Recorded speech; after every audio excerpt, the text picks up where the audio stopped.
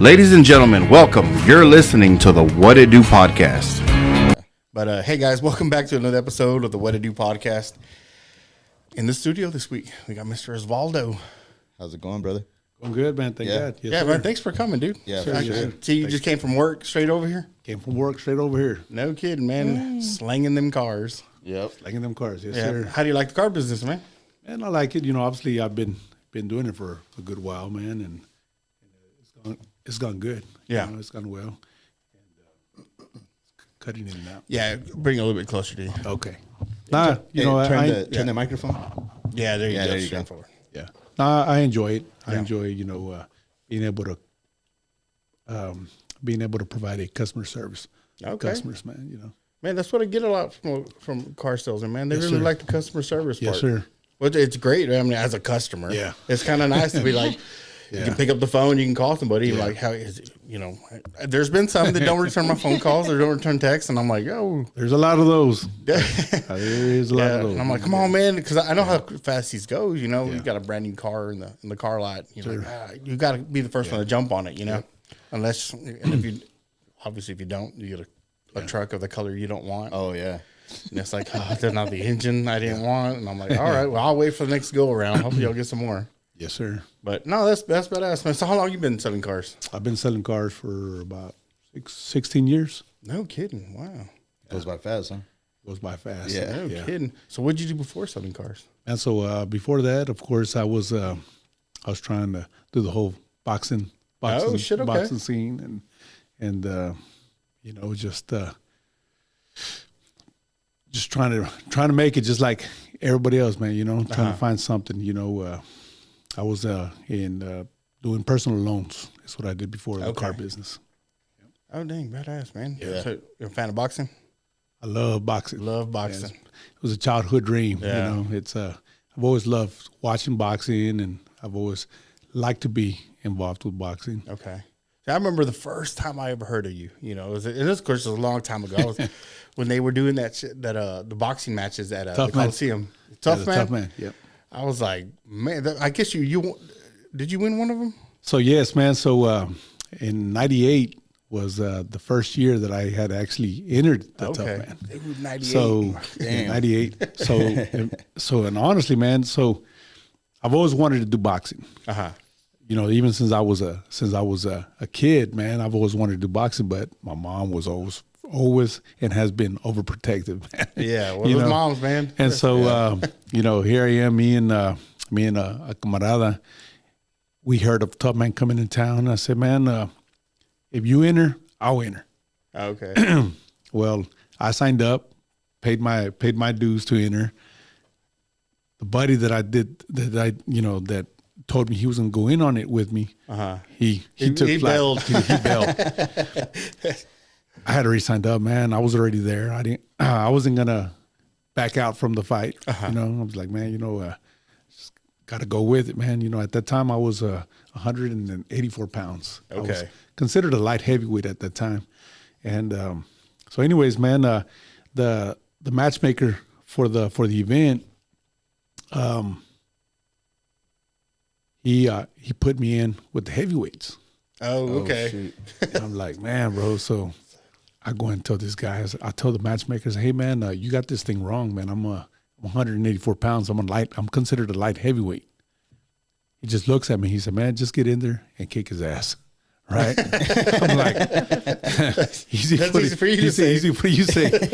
Man, I'm sitting in the back, man. I'm pacing back and forth, man, like nervous. Like, man, I'm just thinking of what I'm gonna do. Well, you know, obviously I did some training as a kid, but I just didn't get to compete, you know, competitively. And so I was back there warming up, shadow boxing, just trying to figure out what I was gonna do. You know, keep in mind I'm getting ready to fight this 250-pound gorilla. In 98, how old were you? I was 18 years old. 18. Okay, so you were just okay. Yeah. And I'm just like, man, I was just, you know, really nervous, you know, but of course I wasn't gonna chicken out from the fight, you know. And so anyways, man, I'm glad that, you know, me and my friend made that pact of joining, because what it did, it actually brought the passion that I had as a kid, man. I've always had passion for boxing since I was like 6 years old, man. And so by us doing that, that actually just brought the love of boxing that I had for it, man. And so we did it.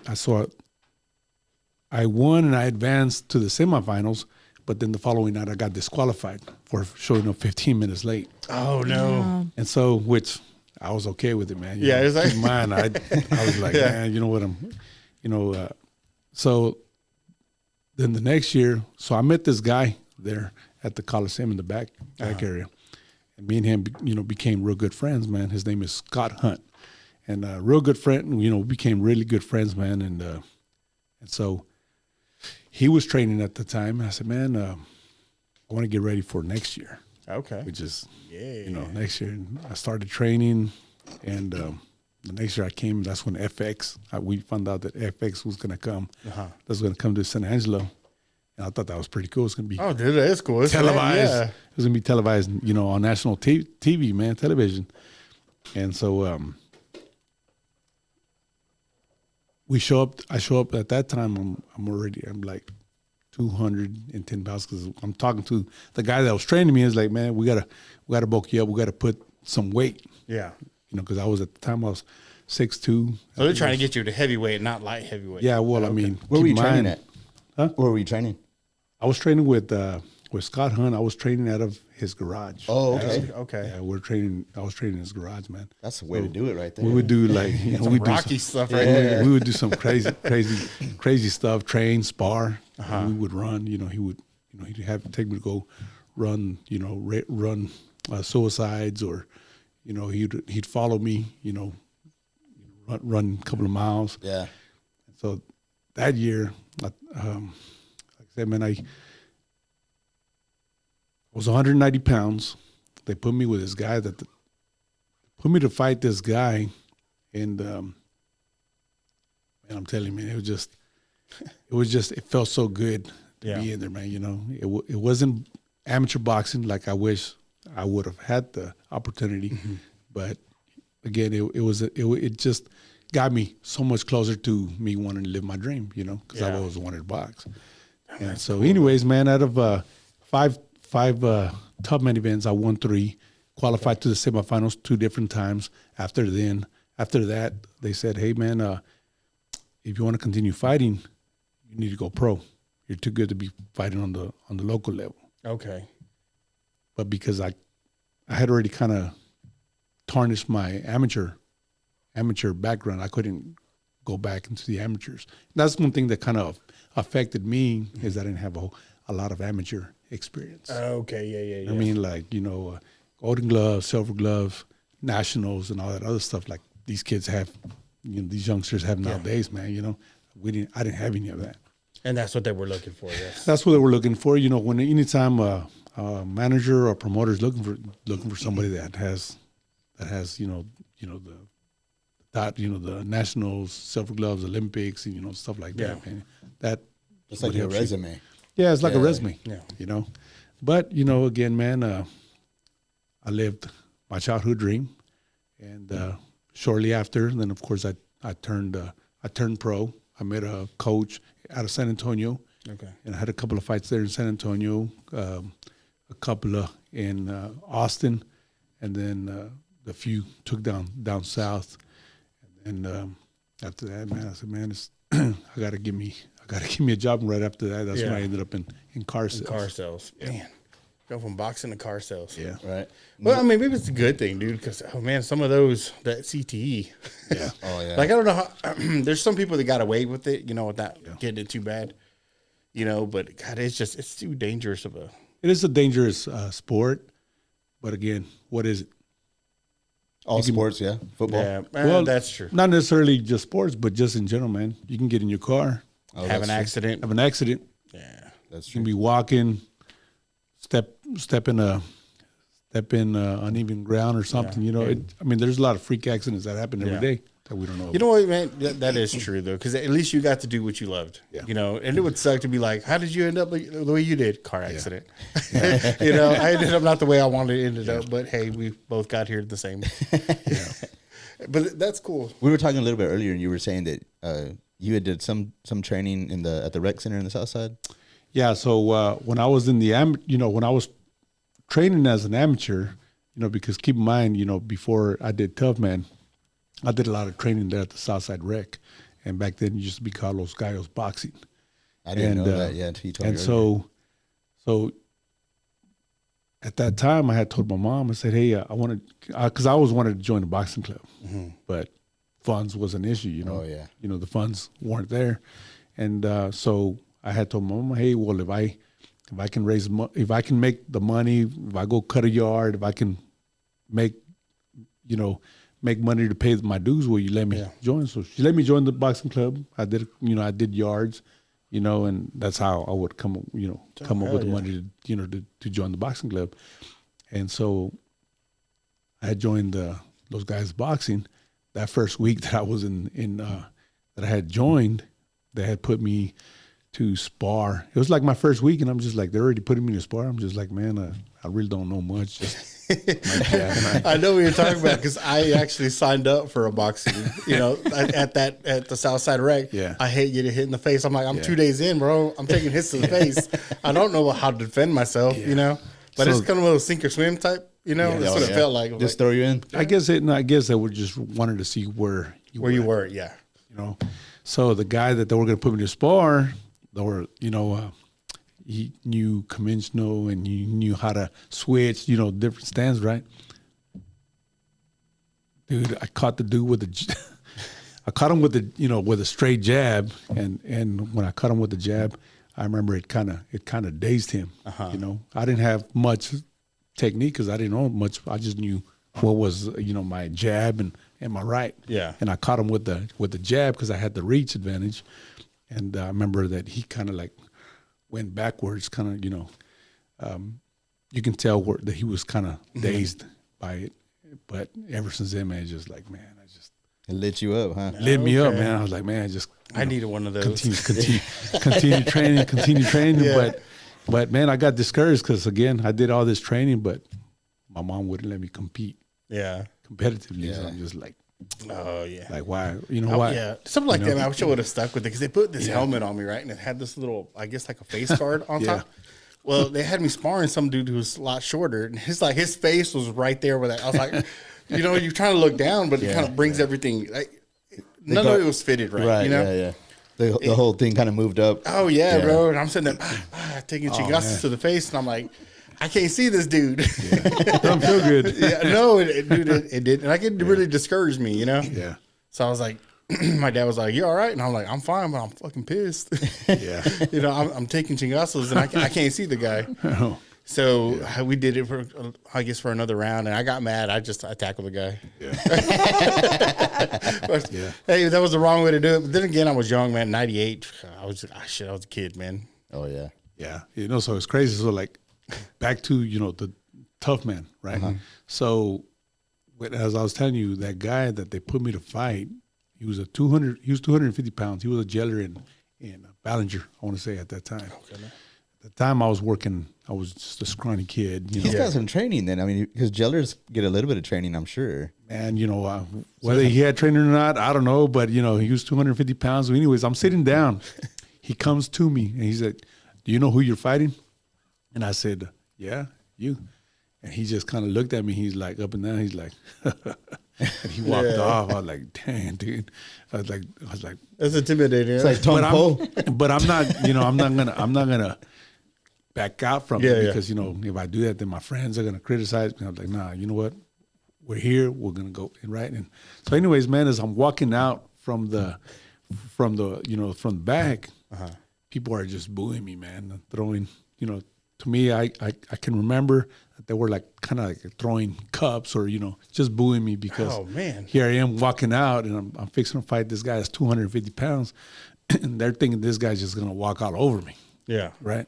They're booing you already. That's messed they're up, booing man. me. They were booing me. Like, crowds are horrible. Oh yeah. Once I get in there, and of course, when you're walking out, man, you just try to block everything out. You try not to pay attention to what you just. And to me, it was very embarrassing to walk out without my shirt. I don't like walking around without my shirt, man. And so me walking out to go fight this guy, I had to take off my shirt. So I'm just walking out, just blocking everything out. I'm walking straight to the ring. As soon as I get in there, they said, okay, the bell rings. First round, man, again, I remembered from what I remembered in boxing, it's just my jab. Well, the guy didn't have the proper stance. Yeah, he was big, but he didn't have the proper stance, Yeah. He stand just straight up, squared up with you. Squared up with me. So as soon as I threw a punch, knocked him off balance, fell on the ground. As soon as he fell on the ground, I climbed on top of the guy and I just started hitting him. Hell yeah. And, of Ding, course, ding. people just started, that's kind of like what won the crowd over, man, and it was a great feeling because it was like from what it started to what it was afterwards. yeah. And then they announced the winner by unanimous decision. I was like, man, it was a great feeling. Boy. And it just brought that passion that I once had, man. I said, you know what? I'm going to do it again. Started training. Then again, man. How did it feel walking out of that ring, man? Like you're walking on the cloud, right? Dude, You're like, man. it middle chingon, right? Yeah, it was exciting, man. Exciting. And, my friends were there. My brother was there, and it was a great feeling, man. Hell yeah. And my family was there. When did the name Psycho Monster come in? So the first year they called me, it was crazy because they used to come up with these crazy names. Like the first year that I entered, they called me Awesome Osvaldo Martinez, right? And then the second year when I was like 190 pounds, they called me Monster. But I still wasn't big, man. I was just Monster. They was kind of did it like as a promotional kind of, yeah. Yeah, and so in that event. So I won the first night. The second night, I felt like I got robbed on a decision. And so I just went ballistic in the stand. I was just throwing chairs. I'm talking. I go crazy. True to man. his name, Psycho. I'm going crazy, man. And so Lawrence Taylor, Psycho, it's not that bad. Because I'm just mad. I'm mad that I got robbed of this decision that I felt that I truly won. And so anyways, I got escorted out, out of the Coliseum. And then the next year, the third year that I entered, started training. I said, man, I'm prepared, really good for it. And so then I kind of just thinking about it, and I said, man, Psycho, Monster, I'm just put them together. You always hear about Psycho or you always hear about Monster, but you've never heard. Yeah. I've never heard of Psycho Monster. Yeah. And so that's where Can you imagine? Hold on. Can you imagine if you're having to go up against a guy you never seen before, and who am I fighting next? Oh, they call him Psycho Monster. Like, well, fuck that. I'm out. Yeah. Even a 250-pound Jenner would be like, what? Who am I fighting? Is this guy out of the institution? And so, man, it was. I mean, just very exciting. Next year, the next year I ended up fighting the guy that I felt I lost the decision to, that I got robbed on. I ended up fighting. I ended up winning. I came back the following year, defended the title, won it again, and then that year they said, "Okay, no more. That's it. You can't fight in San Angelo no more."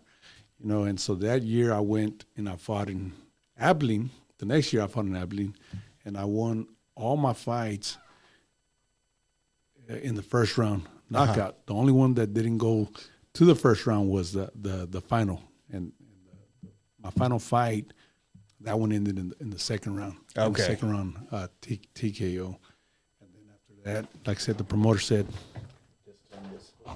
yeah, there you go. Then, of course, the promoter said, man, if you want to continue fighting, you need to go professional. You're too good to be fighting on the local level. Yeah. And so I started reaching out to managers in this, throughout Texas. Trying to see if there was anybody that would be willing to take you on. Take me on, help me, man. I know back then they used to have a lot of fights in Midland, Midland, San Antonio, but of course moving to far away, man. It was just. It wasn't something you wanted to do. It's not something I really wanted. I really didn't want to have to move, man. Yeah. But I know sometimes that's what you have to do, and this guy kept Tony Flores. He was a really, really good mentor also, man. he had told me, he always told me about Taco Gym in Vegas. Go to the Taco Gym in Vegas. But, and to go somewhere like that, you have to be financially stable. Yeah, for sure. I didn't have any of that, but if I don't say this, of course, if my uncle happens to hear this, he's going to say, well, why didn't you mention my name? So my uncle Gordo actually is the one that got me into boxing. Okay. It goes back to my young years, man. So they used to set up ring bouts inside the living room, and they used to put cousins against cousins. You know? And so that's where he was that uncle. Yeah. He was that uncle, man. It wasn't the living room; it was the backyard. Right? I'm babysitting all y'all. We fighting. If I have to watch y'all, we fighting. Yeah, man. So, but like I said, man, I've always enjoyed boxing. It's always been a passion of mine, and I just thank God that I got the ability to live it. Yeah. Oh yeah, man. It might not be where I might not be where I would have liked for it to have ended, but but you tried it though, man. I did it. Yeah. I did it, and in my little short career in professional boxing, in 2008, I actually competed for the International Boxing Association heavyweight championship title belt. Oh, no shit. That was man. I mean, is that San Antonio? That was in Laredo. Laredo, okay. Man, I that's the one fight that I always look back and I'm like, God, man, like so close but yet so far, man. Yeah. I'm like, God, man, had I been able to accomplish that, that would have been like mission accomplished for me, man. Yeah. Because I mean, keep in mind, I've never thought about it. Never thought about a title, but that title it was beautiful, man. It was black and gold, and it just had Latino heavyweight champion, and it was the IBA heavyweight championship title belt, man. I'm just like, God, man, that's the one that, like I said, that's the little spinita that I have to this day, man. That's man, how often do you think about it? I think about it a lot. A lot, yeah. Like, God, man, I just wish I would have done things different, Actually, everyone has that one speed number. Everybody, sure. Man, I wish I, but I said, my grandma used to always tell me, like, mijo, for some reason, it wasn't meant to be, Like, well, whatever that is, I don't know, I'm still trying to figure out. Yeah. Like I said, they say things happen for reasons, but. Well, they brought you on, man, to like you do car shows. I guess you would say you're a promoter. I'm not a promoter, but I mean, but I want to say this though. You do a lot of things. You give back a lot to the community. Oh yeah. And so like you went through all that. You got to experience that, but in a way, God kind of pulled you back to the community because you do a lot for the community, man. And I didn't even know, like, until you showed me earlier, I was like, wow, I didn't know it was like that. You know what I mean? Especially the Christmas deal that you do, like that's crazy. And then you do that, you take that on your own. That's not like that's aside from the car club. So I mean, that's good, man. I mean, for you to give back like that, that's a lot, man. Like, you're doing a lot. I appreciate that, man. Like I said, I do it because I love to help people out, man. Yeah. And I remember, so going back to we're talking about the Christmas thing. So about 22 years, man. 22 years ago, I had founded this program called In the Spirit of Christmas, Light Up a Child's Life. Okay. Were y'all talking about this before the podcast? Yeah. Okay. Because I'm like enlightened. Wow, we talked about a lot of things, man. You missed out a lot. Go, Oscar.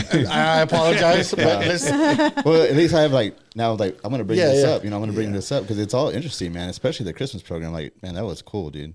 I mean, there's a lot to talk about, man. You know? No, hit me with it. I do get involved with the community, doing community events like my program called In the Spirit of Christmas, Light Up a Child's Life.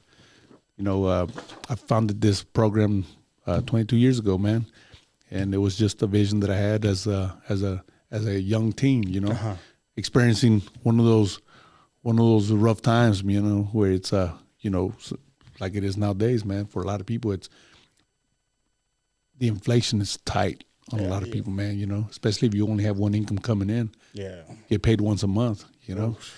It's hard for a lot of people, man. But we experienced our hard times growing up as kids, man. And I remember that one particular Christmas, we sat around the Christmas tree, and that was really the Christmas tree was dry. Yeah. But Mom always found a way to try to make right. As a young kid, it's hard to understand, but as an adult, we know why. You know, their job is, of course, to provide shelter and food and make sure that we have clothes on our back. Yeah. But as a kid, it's hard sometimes to understand that. Oh yeah. Pues no hay para los regalos. Pero como quiera tienes un techo y tienes comida. Yep. But anyways, man. So like I said, man, I get referrals for families that can come celebrate. This Christmas party. We provide gifts, food, and it's all from this. Of course, I pick up sponsors throughout the year for my nonprofit organization, which is, like I said, is Light Up a Child's Life. And this year, I hosted it on Friday, December the 19th.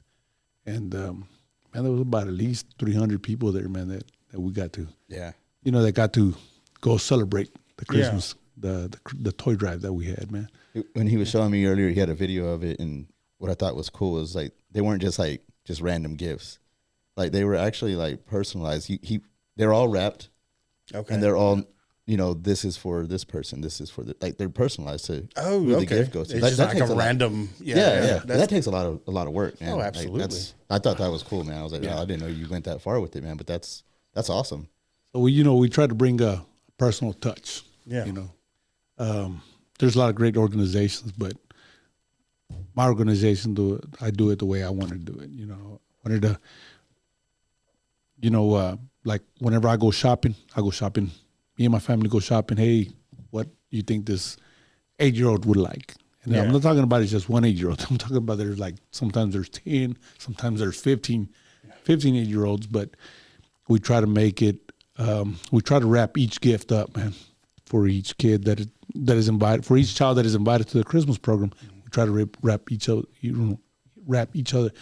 gift, and we try to personalize it by putting their name labeled on it. Oh, that's cool, man. So, I mean, I know you get sponsorships throughout the year, but do you have like an event that happens?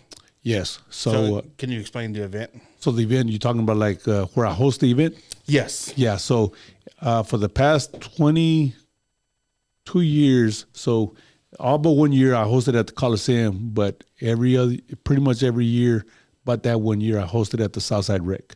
Okay. And that's basically the heart of the champ, man. That's where, everything, that's where I hung out a lot, man, as a kid, man, going to the boxing gym and just, and of course, I've hosted my event there for 21 years. I've hosted it there at the Southside Rec. Okay. Yeah. And I've always wanted to take it back to the heart of the barrio. It's not barrio. It's not just, how do you say, man? It's not just for the barrio. It's for anybody in the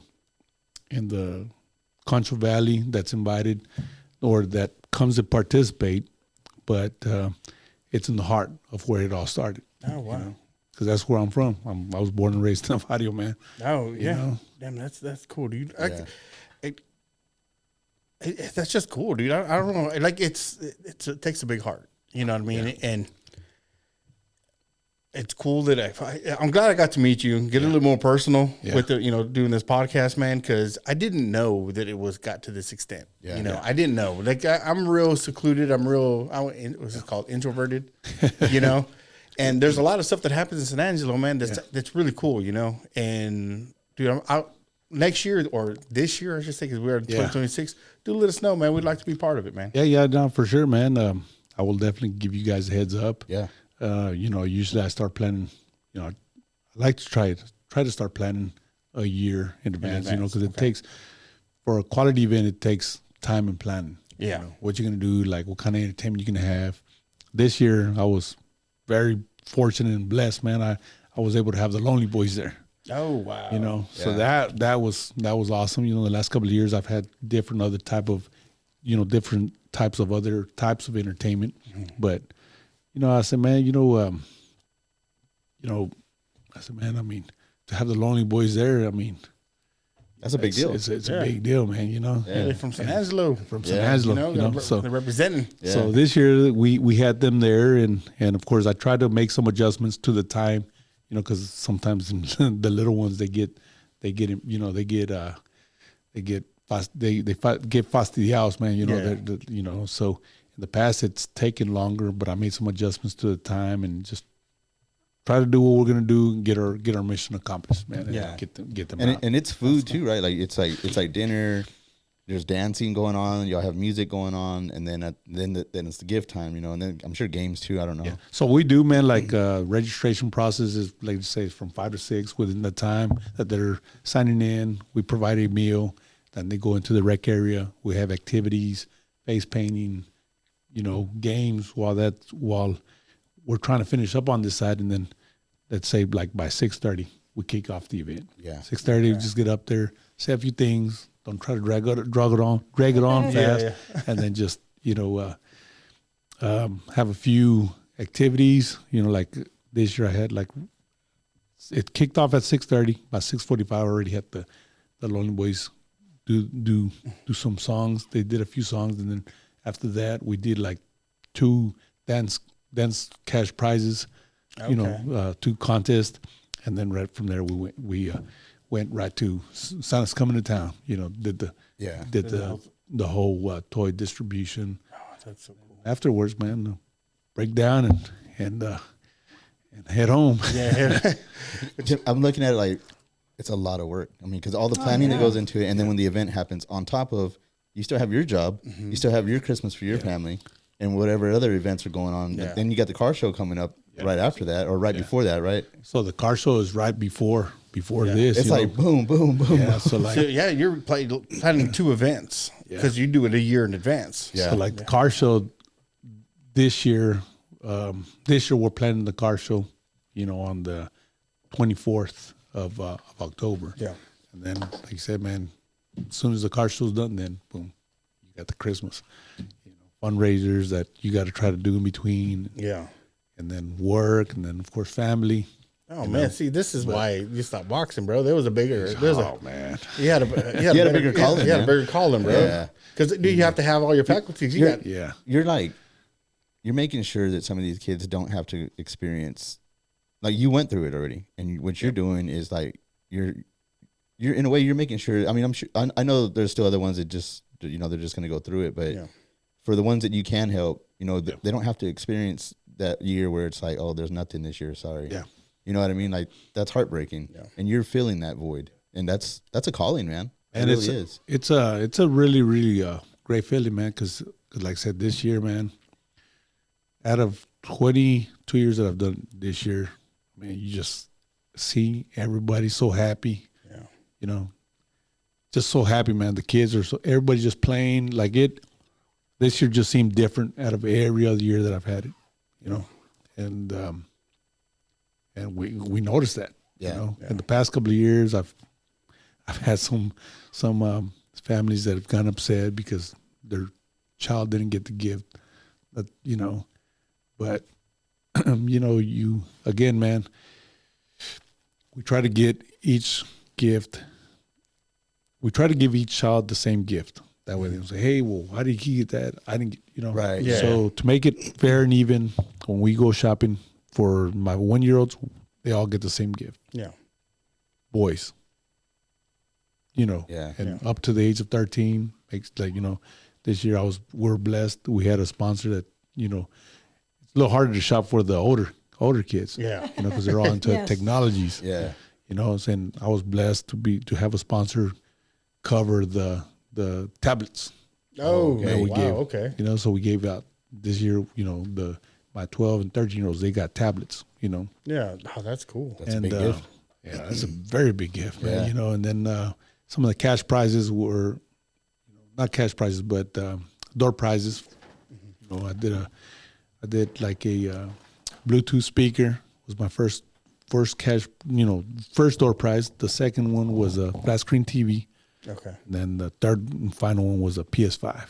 Nice. And, you know, I mean, again, it doesn't cost anybody anything. It's just you get a ticket when you're registering. You get a ticket. You put one in the bucket, and then just whatever number's called, you know. Yeah. You just got to make sure you're there and you're paying attention. Oh, people are leaving happy, very huh? cool. Yeah. People are, again, everybody that's was so happy, cool, man. Everybody's happy and grateful. And, you know, what makes it even feel better is when you get a message afterwards, you know, hey, thank you so much for that. And again, we don't do nothing for any type of recognition. Like I said, when you do something, not because you're trying to get some type of recognition, but because you're doing it out of your heart. You know what I mean? Exactly. That's what we do. That's what it is, man. It's just to help others, just like we were helped growing up. Yeah. You know, giving back That's cool, to the dude. community. That's cool because I mean that really takes, like when you see some of these influencers on TikTok and stuff, they help people out because they get something out of it, you know. Yeah. And that's cool. That's cool that the camera. Yeah, I don't want it to. Yeah. Yeah, and it's kind of like the same thing with talking about the car show. Yeah. Same thing, man. It's a free to public event. So how many years have you been doing the car show? The car show this year will be our 11th annual. And it's the car club is. It's the car club's name is Devoted Ones. Devoted Ones Car Club. Of course, my brother is the president of the car club.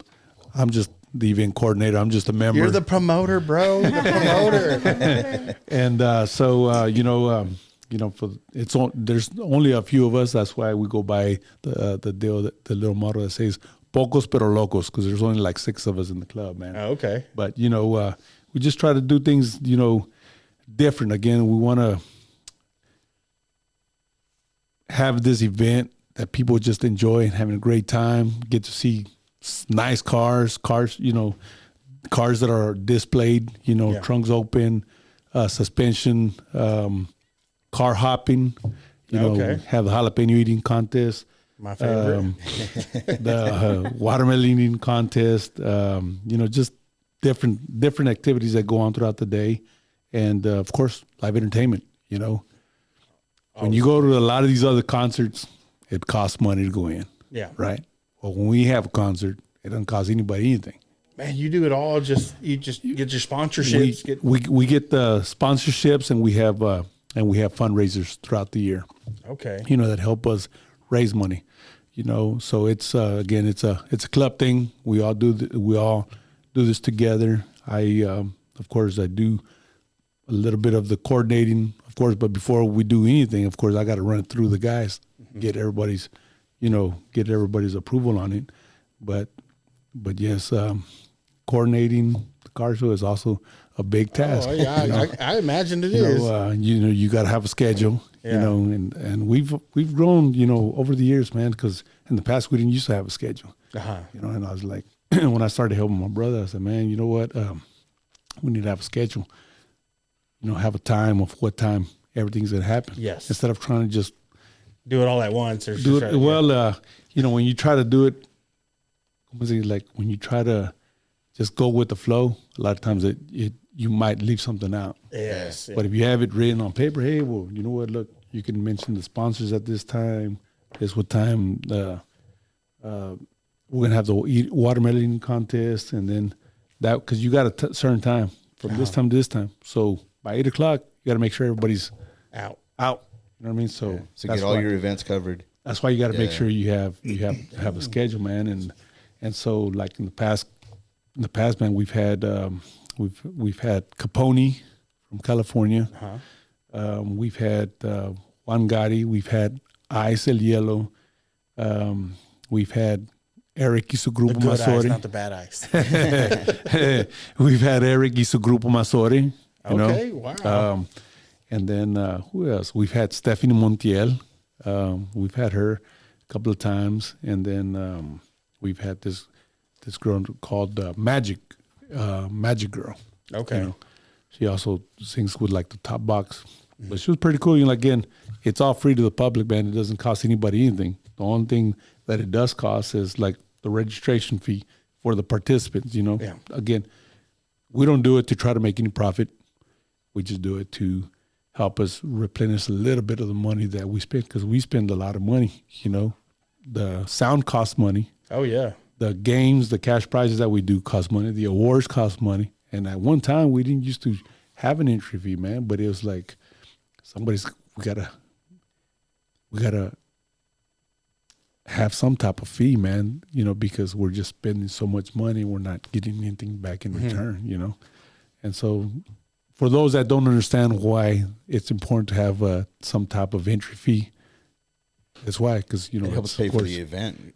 It helps us pay for a little bit of the event. Because I guarantee you, even the money that you get from the entry fee isn't going to be enough to pay. Oh yeah, that's true. Because entertainment alone costs a lot of money. Again, you just look at some of these other concerts that they charge $30, depending on who they have, performing. But we don't have any of that. It's just the entry fee is the only thing we charge, and then of course the vendor fees. The vendor fees. The vendor fees, and that just helps us to be able to put on a good free to the public event. So when do the fundraisers start?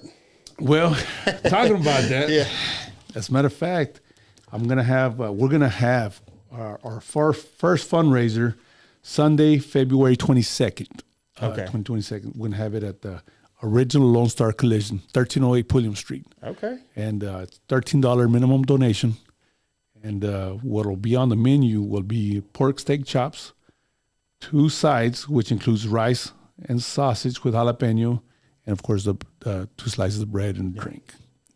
Heck yeah. $13. $13, that's not bad.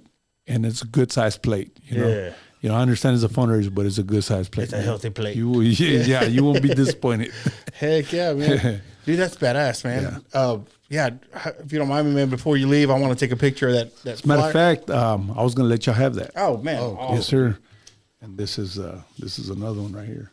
Yeah, dude. Because any ones you do from here on out, dude, just let us know, man. Yeah, man, so for sure. we can really push it, man. Yeah, don't forget us, man. We're here. No, for sure, man. I'll definitely let y'all know. Like I said, it'll be Sunday, February 22nd, man. I just figured we usually host the fundraisers on Mondays, but I'm like, man, Mondays it's hard because I got to work too, Yeah. And so the guys that are self-employed, they ain't got nobody to report to, but I got someone I got to report. So anyways, we decided to have it on Sunday. Obviously, everybody's off. I'm off. Yeah. So, Sunday's a good day. Yeah, it's a good day. You get out of church, hey, go pick yourself up a plate, Heck yeah. Actually, I think I'm going to get another one from you because yes, sir. I got one earlier and I didn't get 2. Obviously, I need 2, right? Obviously. You got 2 mouths. I'm married. I got 2 mouths. So do me a favor, man, and just put your name. Okay. And then just rip out 2 of the stubs. Okay. Because that helps me keep count of what kind of material, how much material I'm going to need. Okay. That day, Again, it's a fundraiser. Yeah. Once we get done, man, we'll yes, fill sir. it all out. But again, so this fundraiser isn't for the car show. This fundraiser, the car show, the car club is hosting the fundraiser, but it's actually for my In the Spirit of Christmas program. Oh, okay. See, I was supposed to have 3 fundraisers, but because I got so tied up with a car show, I ran out of time. I wasn't able to have 3 fundraisers. I was only able to have 1. So we're gonna have one. This is gonna be one of the 3. Yeah. Okay. So I'm gonna have two more fundraisers that is gonna help. The guys are gonna help me have 2 fundraisers for the Christmas program. Okay. That way, get that out of the way. I ain't got to worry about that, at the end of the year. So I'm like worrying. I was like, dude, you're doing 2 shows, obviously, the car show and your Spirit of Christmas. Full-time job. Bro, like, what do you not sleep? And sometimes I take, that's what gets me in trouble because I take on a lot, Yeah. I get real busy with that work. And then, of course, Kids. Kids at home. Oh, I know, man. They take a lot of my time too. When I got here, my son called me. He said, "Hey, Dad, where you at?" I said, "I'm fixing to do a recording." He said, "What time are you gonna be here?" Because they're so used to, either I pick them up or, but as soon as I get off work, I'm usually home. Yeah. And he said, "It's gonna be live." I said, "No, it's not gonna be live. It'll show." Next Tuesday. And he said, okay. He said, well, How long is it going to take? He's like, what time are you gonna be here? I was like, Dad, I need answers, Dad. It's like my youngest one. I said, how long is it gonna take? I'll be When you there, gonna be home? You know, Yeah. man, dude, I'm gonna get you home to your kids, man. I really do appreciate you coming on, brother. Yeah, man. Thank you very much. Thank you for all the, for everything you do, dude. Because this is awesome. I'm gonna pick up some of those raffle tickets too. So Yes, sir. dude, don't forget us. You know, whatever we can do to help promote, let us know. You know, because I love what you're doing. I love the cause. Man, well, I appreciate it, man, and thank y'all for having me. Again, man, it's all about support, man. Supporting each other, man. You know what I mean? Yeah. Anything that I can do to help you guys out, and same thing, anything y'all can do to help me out. Of course. Ours is easy, just like and share. Yeah. And then of course the car show, which we're gonna start here pretty soon, trying to pick up sponsors for that. Of course, the more sponsors we get, the better entertainment we're able to bring. I hear you. For sure. You know what I mean? And so that's what sometimes people don't understand. Like, man, the entertainment that we pick up or the fundraisers or the sponsors, all it is going to go back out to the community. Yeah. When do you start looking for sponsors for the car show? So we usually try to start at the beginning of the year. Some of us drag, Yeah. but I do it all the time.